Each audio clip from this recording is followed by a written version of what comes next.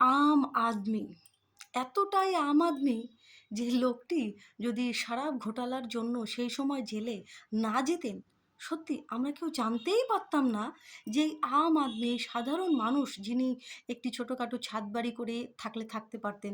হ্যাঁ, তার সেফটির জন্য বডিগার্ড প্রয়োজন, তার এদিক ওদিক যাতায়াতের জন্য তিনি একজন সিএম, দিল্লির সিএম, তার গাড়ির প্রয়োজন, ভালো সেফটির প্রয়োজন, সেগুলো ঠিক আছে।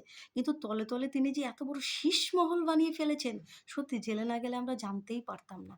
আর সেই মানুষটির কারণেই ক্রাইম বলুন, বিভিন্ন ঝুপড়ি, বিভিন্ন ঝুগ্গি, আর তাদের পেশাই হচ্ছে বেআইনি প্রবেশকারী, তাদের পেশাই হচ্ছে এই টেনে, টেনে লোকজনের মোবাইল, পার্স ছিনতাই করা, ট্রেন থেকে ধাক্কা দিয়ে ফেলে দেওয়া, এই সমস্ত রেল লাইনের এরিয়াতে এই সমস্ত কিছু ছিল।